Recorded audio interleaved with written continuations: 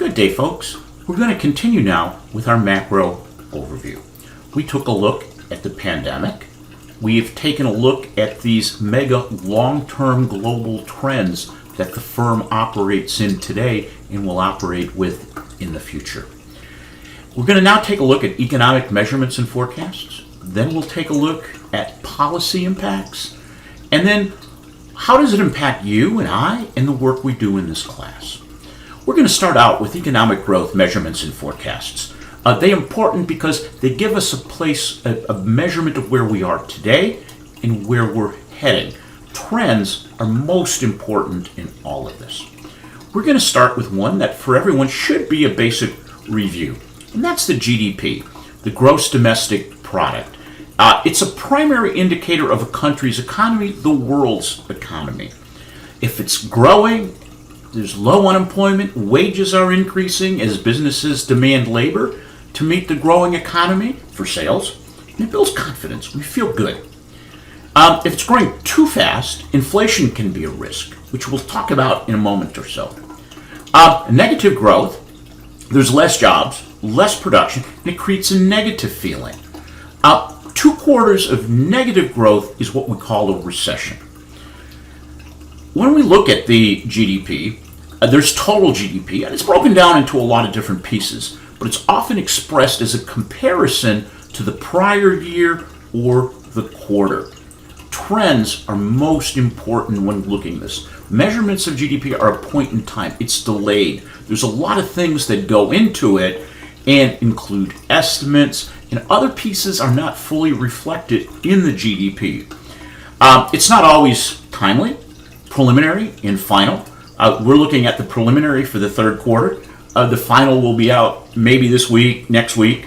But I wanted to give you a sense at this point, what makes it up? And if you can see here, I highlighted the green, the key categories. In the third quarter, our GDP in the U.S. was $23 trillion. And it's broken down into personal expenditures, gross domestic investment. This is what companies are investing in to make products, net exports, and government spending. And as you can see, we're 23, and that has improved. If you go back to the third quarter of last year, this is when COVID started. Really started here in the first quarter, and you see that it has recovered to where it was prior to COVID. Most important thing is 69% of our economy is driven by the consumer. That's a huge number. We see only $4 billion spent by companies to produce things. Net exports of goods, it was negative 904. We imported more than we exported. And the government spent $4 trillion also on an annualized basis. But the key is what's happening here with personal expenditures. Keynote. If we look at how the change has progressed, what we're going to see is that it's primarily driven by the consumer. So our GDP today is driven by the consumer. And we can take a look at this. This is another graph that we're seeing. Again, this also takes us into an estimate for next year. Okay, so we're seeing 20, we're going up, flat into 22, and then down into 23. So that it's coming back to that 2 to 3% number is real growth. But we've experienced quite a bit of growth right here. If you're looking first quarter, second quarter, so 6.3, 6.7, now we're down to 2. Expect it to be 4.5, and then running, the highest it gets is about 5.3 in 22 in the second quarter. So that gives us a little sense of where it's going here in the U.S. Just to get a historical perspective, this is the growth rate since 1950. And as you can see, we've had this was the COVID pandemic, the Great Recession, and there's been times, but if you look at, we've been in an expansionary mode for most of the past 70 years, okay? And when we have had them, we've seen there's been fairly quick recoveries. None of these recessions have lasted long. But if you can probably see, if we put a trend line in here, we're probably looking about 3.5% growth. Again, what we're seeing here is that the this is Goldman Sachs information and Bloomberg. Consensus means that's what all the analysts together are predicting. And the blue is Goldman Sachs, what they're producing. And they've been very optimistic compared to everyone else. But again, as they go down, they're seeing things drop off so that by the time we get to the end of fourth quarter next year, we should be about 2.5. This is the worldwide growth. Looking at for 21, you can see there's the recession, or the COVID impact. Then we're seeing here's the consensus, if you will, for 21, 6% growth. That's a pretty big turnaround. Declining to 4.5% next year, 3.6. So that's giving us a sense that we continue the economy to running good. Now we'll talk about why this is all important when we get to the end, but it's anticipated that things will be good. So what should you know about GDP? Okay, well here's another chart that's showing, if you look, here's the US, and what we're seeing is that by 2050, both China and India will be bigger economies than us. What do you need to know about the GDP? You need to know that trends are important. It's a lot goes into it. It's not timely. We're seeing growth.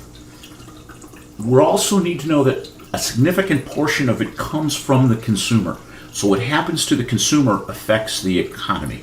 Important point. And this takes in both financial statement analysis and OB. Now, forecasting and nowcasting. I think the GDP doesn't include enough. There's many ways of looking at progress in an economy because I don't think the GDP hasn't fully captured the impact of technology and improvement in the lifestyles of the population of the world. So there's many alternative measures. So that's the GDP. We got to be careful between nowcasting, if you will, because sometimes we have, and I'm going to go back one slide here, we have so much information. I probably get 20, 30 emails a day, newsletters a day on pieces of information. What's going on? So it's how do we interpret this? We can't get tangled up in all the detail. We got to use some benchmark for direction in order to make good decisions about our strategic future. Not necessarily tomorrow, but what about the day after that and the day after that? Next thing we're going to take a brief look at is unemployment. And again, the unemployment information, the unemployment rate and information on jobs comes out on Jobs Friday, which is the first Friday of the month. And it's always an important day for those who are watching signs of what has happened to be able to predict what will happen in the future. Now here you can see this was the height of COVID, where we saw almost 15% of the population of those in the workforce. Okay, we'll come back to that. And now we're down to the actual was 4.2. Market was expecting 4.5. So the unemployment rate, if we're looking, is not totally below 20 before COVID, but it's probably at a pretty low rate right now. That's the U3. The next thing is those who are underemployed. And that means they're not working to their potential. They don't have the opportunity. Again, we were up here at 23%. Remember, that was about 14.5. And now it is down to 7.8. So we're seeing significant improvement in the labor situation. This one, though, is what has a lot of people concerned, and myself included. And there's a number of things going on here. And we might say, yep, it looks good. The unemployment rate's coming down.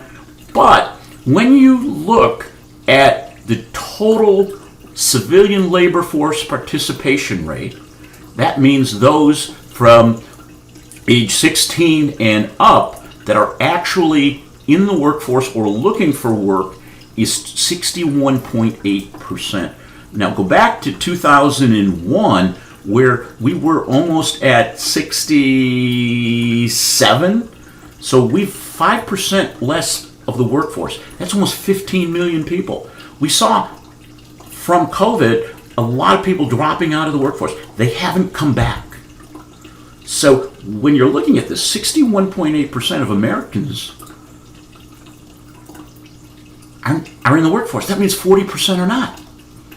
So we got to start looking at this. And this chart, to me, When we look at it over time, there's two things. 25 to 54, those are what we call prime working group, and 16 and over is everyone else.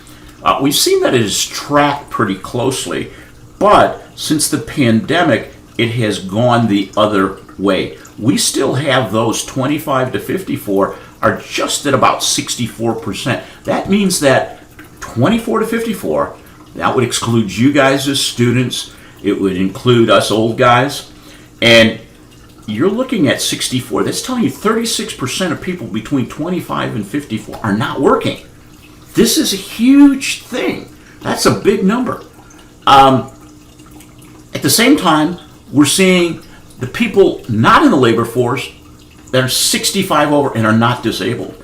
That number has grown since 20, when we were just at about 28.5 million. We're now over 31 million people over 65 who aren't in the workforce anymore. And that's important. Take this example of bus drivers. Now, a lot of bus drivers have always been older. Well, a lot of people were late, and I'll give you the example here in Rochester, New York. We hit Kodak, and a lot of people, when they were 55, were able to take early retirement, but they still needed health care. So they drove school buses. Guess what? That was 10 years ago. Now they can go on Medicare, and they don't need to work. So we're seeing this change here. But at the same time, we're seeing job expansion. We're seeing job expansion. There is almost over 10 million open jobs. Look at that, 10 million. We haven't had that number of open jobs, but the workforce, the pool, has gotten smaller. Now, COVID has been an impact to everybody. But when you think about diverse employees, that includes BIPAC, women based on gender, we're seeing that they have been disproportionately impacted. Now, I want to introduce a concept here. This is from 2019. It hasn't changed that much, but some of what we're seeing today in the workforce and around inflation is this, what we'll call low-wage workforce.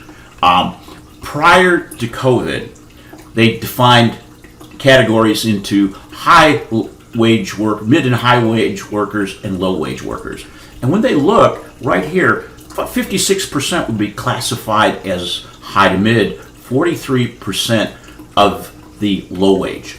Let me just break down right here. There is your problem, is that prior to COVID and all that, the average wage was $10.22 for 17.9. But those in the higher area, 26.65 and 54, when you think about this, that is a huge gap between low wage earners. 43.7% of Americans working made an average of $10.22. That's up today. I give you that. We've seen some significant increase in that, $14, $15, and that's good.